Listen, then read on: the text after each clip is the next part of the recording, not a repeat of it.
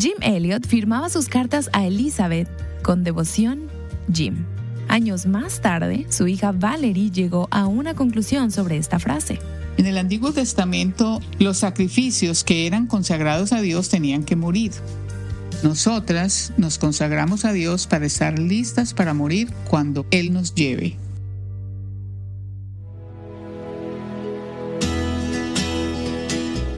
Estás escuchando Aviva Nuestros Corazones con Nancy DeMoss Wolgemuth, autora de Escoge Perdonar, en la voz de Patricia de Saladín. Hoy, 14 de febrero de 2025.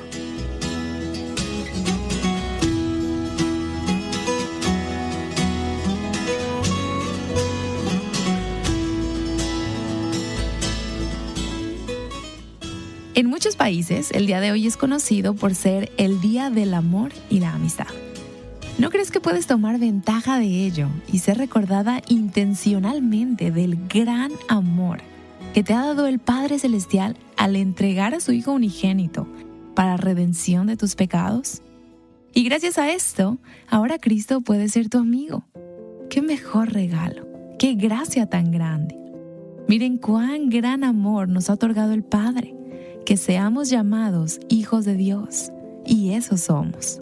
Primera de Juan 3:1. ¿A quién admiras como un héroe de la fe? Piensa por un momento a quién admiras y puedes decir, quisiera ser como esa persona.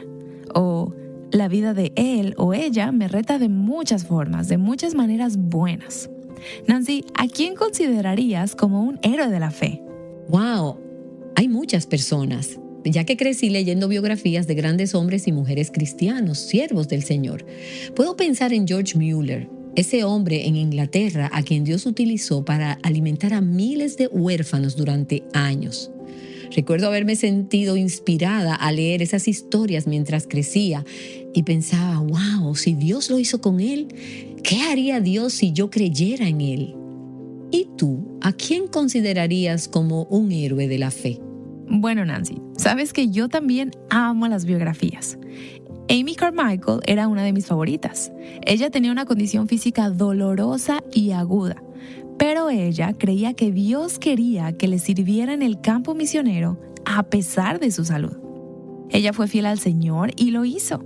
Y el Señor la utilizó para rescatar a miles de niñas de la trata de personas en la India, antes de que la trata de personas fuera una frase grave o de alerta para la cultura cristiana. Sí, ella ha sido una gran inspiración para mí también y para muchas otras personas. Y pienso que todo este tema de los héroes de la fe es un concepto bíblico. Y viene a mi mente el pasaje de Hebreos capítulo 13, en el versículo 7, cuando el escritor dice, acuérdense de sus guías que les hablaron la palabra de Dios y considerando el resultado de su conducta, imiten su fe. Y cuando leemos y hablamos acerca de los que nos han precedido, pudiéramos preguntarnos, ¿qué hubo en sus vidas que es admirable y digno de respeto? Su fe y sus vidas son ejemplos dignos de imitar. Y Nancy, sin duda, dos de los individuos que encabezan la lista de personas cuyas vidas son dignas de admiración son Jim Elliot, quien fue asesinado en las junglas del Ecuador en el 1956, y su esposa Elizabeth Elliot, quien dedicó gran parte de su vida a animar y retar a otros a vivir en devoción total a Dios, sin importar lo que enfrentemos. Sí, y todavía me encuentro con personas cuyas vidas y fe fueron inspiradas por la historia y el ministerio de Elizabeth Elliot. Y la conversación que hemos tenido durante esta semana con la hija de Jim y Elizabeth Elliot, con Valerie Shepard, nos ha ayudado a recordar a esta pareja. Así es. Así es. Y escucharemos el cierre de esta conversación que has tenido con Valerie en unos minutos. Pero primero, escuchemos cómo una amiga recuerda la vida de Elizabeth Elliot. Sí, ella es Donna Otto, quien en el año 2015 compartió unas palabras en el servicio memorial para Elizabeth, que se celebró en Wheaton College, y Robert y yo tuvimos el privilegio de estar en ese servicio. Recuerdo escuchar a Donna, junto con otras personas, expresar el impacto de Elizabeth Elliot en sus vidas. Así que escuchemos lo que compartió Donna Otto en el servicio memorial. Sé que esta es una ocasión solemne, pero siento que podría estallar de alegría luego de escuchar todo lo que han dicho. Mi nombre es Donna Otto y amé mucho a Elizabeth. Ella fue la madre de mi corazón. Ella siempre me guió al Señor una y otra vez, siempre. La conocí cuando yo era muy joven. Solo quería a alguien que me dijera cómo hacerlo y le planteaba la misma pregunta de miles maneras diferentes. Le decía: cuéntame cómo son tus mañanas de oración. ¿Qué haces primero? ¿Qué haces a la mitad? ¿Qué haces al final? ¿Los repites los 7 días de la semana? Y ella levantaba sus manos y una vez me dijo: me rindo. Y le contesté: ¿cómo? ¿Perdón? Y ella me dijo: es que me rindo. Eres demasiado lenta para captar estos simples conceptos. Y por supuesto, ella estaba en lo correcto. Pero uno de los grandes regalos que esta madre espiritual me otorgó fue su gran paciencia conmigo. Mi vida cambió en sus manos. Ella siempre me apuntaba a Cristo. Ella nunca respondió esas preguntas. Y no fue hasta que yo tuve unos 60 años que una hija espiritual joven me hizo las mismas preguntas de una forma variada. Y en ese momento mi mente se iluminó y pensé: oh, esto es lo que ella estaba haciendo. Bueno, siempre traigo un objeto cuando hablo en público. Es un ladrillo revestido de terciopelo. Lo traje desde Arizona, donde yo vivo, y lo envolví en terciopelo negro, ya que Elizabeth fue un ladrillo de terciopelo para mí. Ella y yo valoramos las palabras de Howard Pott, quien escribió en los inicios de los años 70 acerca de este concepto de ser un ladrillo revestido de terciopelo. Jesús era así. Jesús era un ladrillo revestido de terciopelo. Me atrevo a decir que ella me mostraba mucha compasión siendo yo una principiante. Ella se mantuvo firme en la misma verdad, la esencia de quién era ella.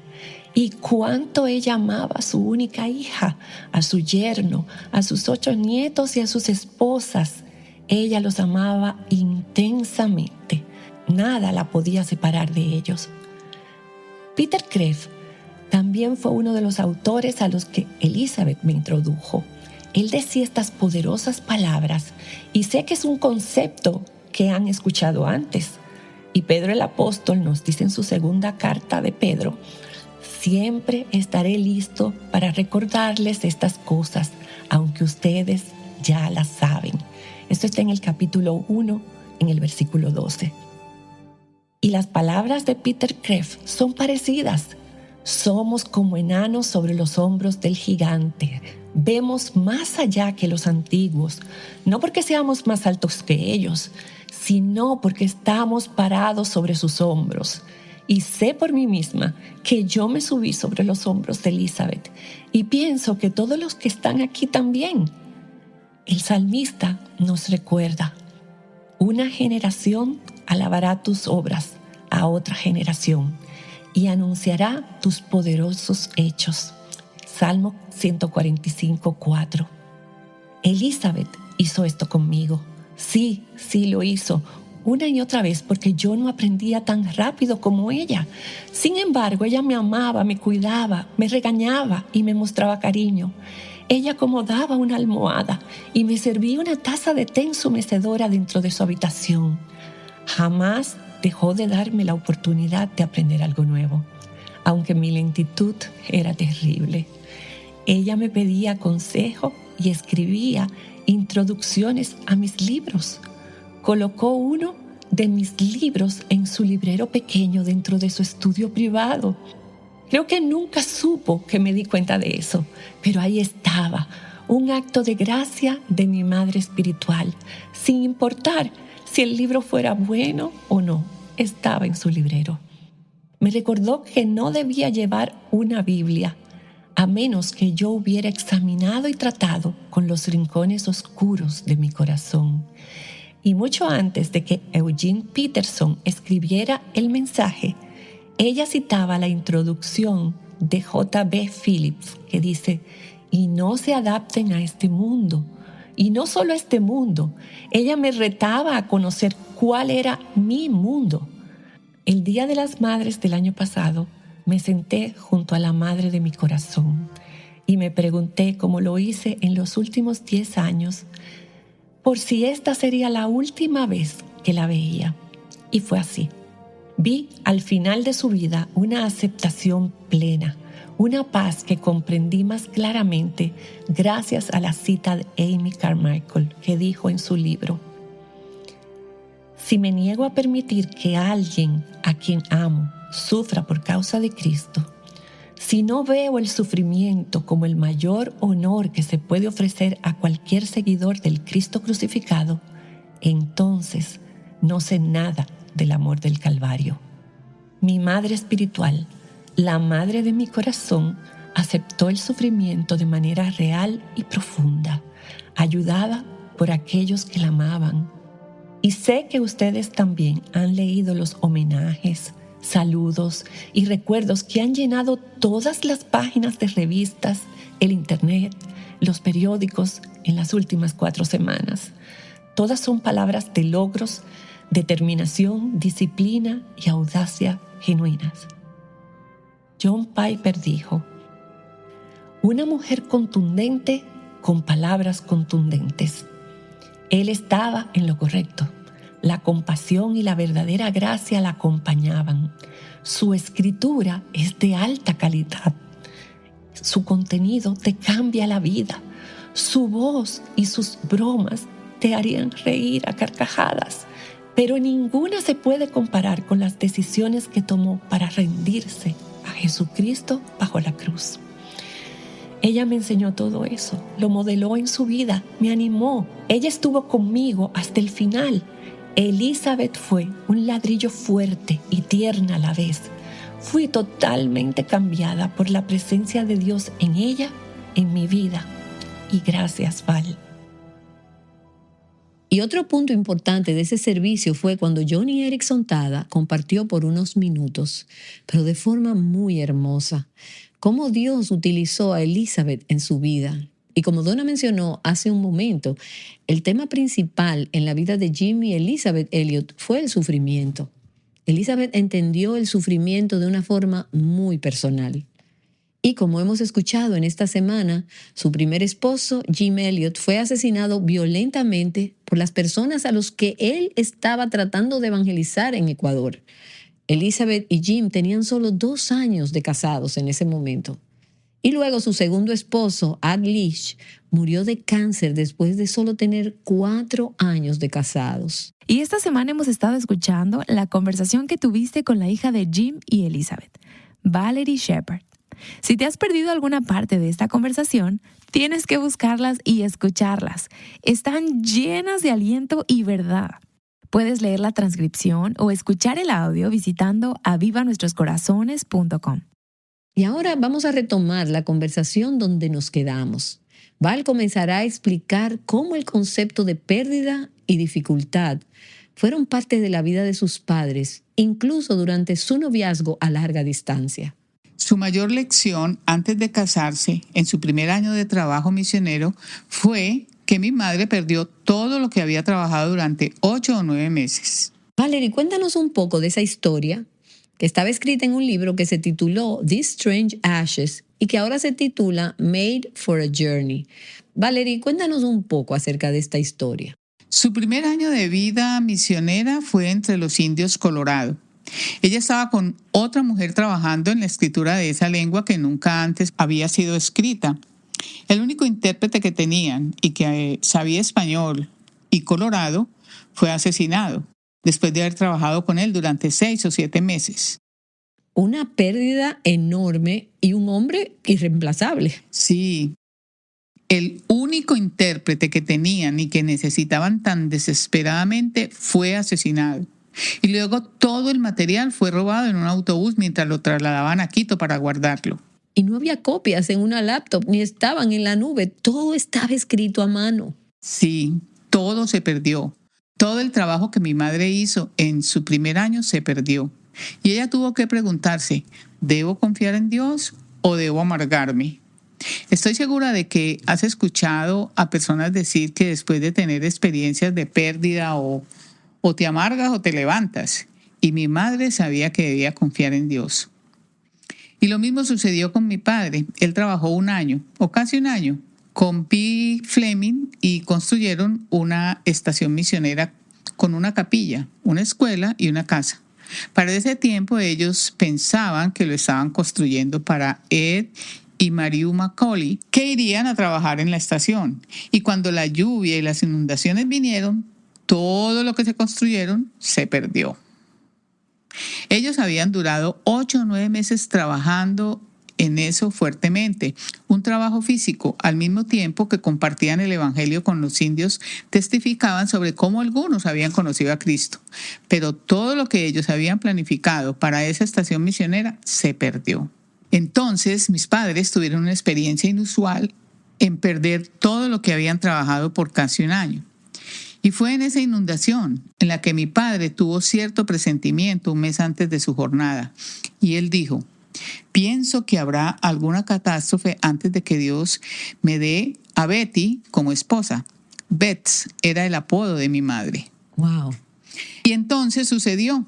Él supo inmediatamente que Dios lo había permitido, pero obviamente él reconoció que Dios le estaba diciendo: necesitas una esposa en la selva, ella es fuerte. Y realmente mi madre era muy, muy fuerte y saludable. Y no le tenía miedo a los escorpiones ni a las arañas. Cierto, eran insectos con los que había que tener cuidado, pero mi mamá no se alarmaba como para gritar. Ella nunca demostró ese comportamiento típico femenino acerca de las arañas y escorpiones. Lo sé, siempre me sorprende eso de ella, cada vez que leo acerca de eso. Sí, ella era muy calmada. Dios usó catástrofes y pérdidas, enormes pérdidas en sus vidas. Ellos fueron 2 jóvenes en sus 20 que pudieron haber dicho: bueno, esto de servir a Dios es... mejor olvídalo. Sin embargo, ellos confiaron en Dios y eso fue grandioso. Las circunstancias fueron ordenadas por Dios. Y no estamos diciendo que Dios es el causante del mal y de la tragedia, sino que Él lo permite y lo usa en nuestras vidas para edificar nuestra confianza en Él, para edificar el fundamento que dice: pase lo que pase, confiaré en Dios y lo seguiré.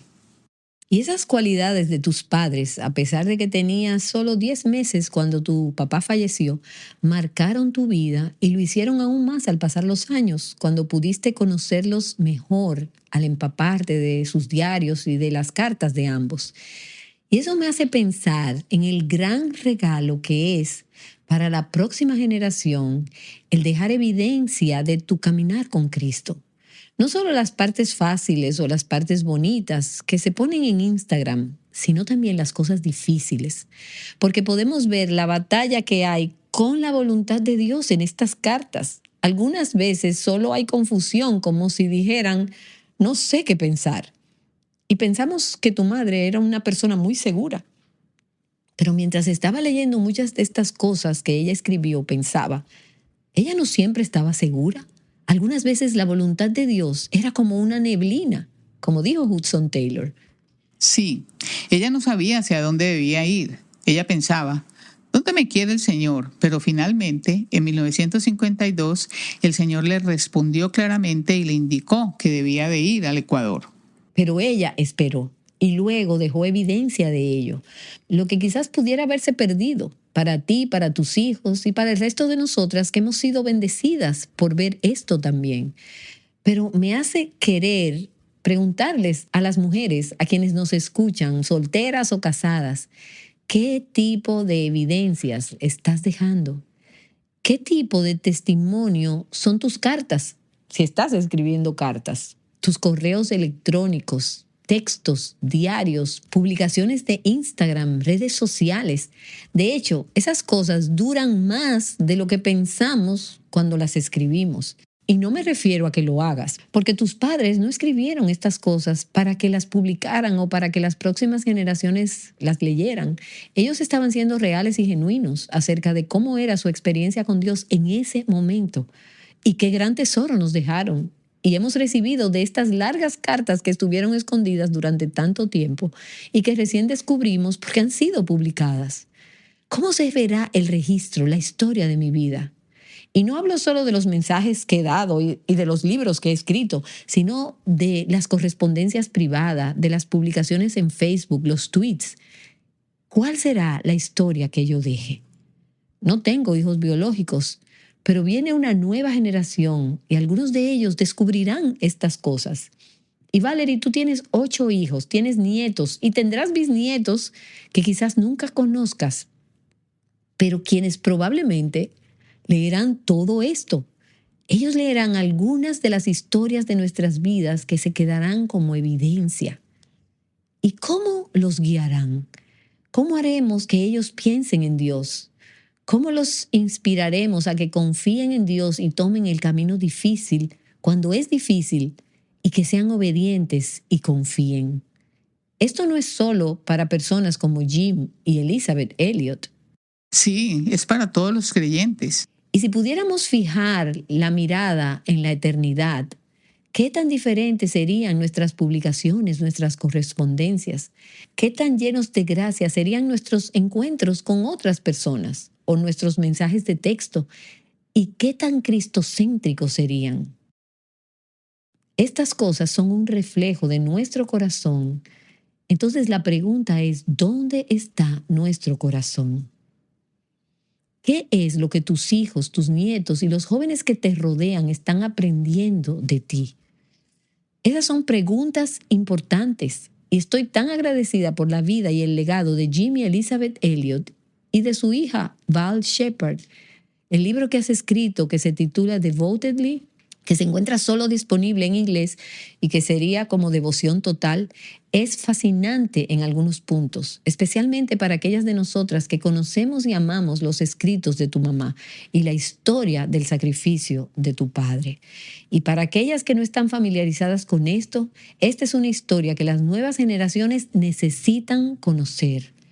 Y me pregunto, Valerie, ¿cómo llegaste al título del libro Devotedly, que en español sería Total Devoción o Devoción Total? Realmente fue la casa editorial, el editor y su equipo quienes decidieron esto. Yo tenía diferentes ideas para los títulos, pero todos eran un poco oscuros. Como mi padre firmaba sus cartas con devoción Jim, ellos me dijeron, esta es la frase que refleja su amor por Dios y su amor por ella. Así es. Así que eso lo dice todo, con devoción.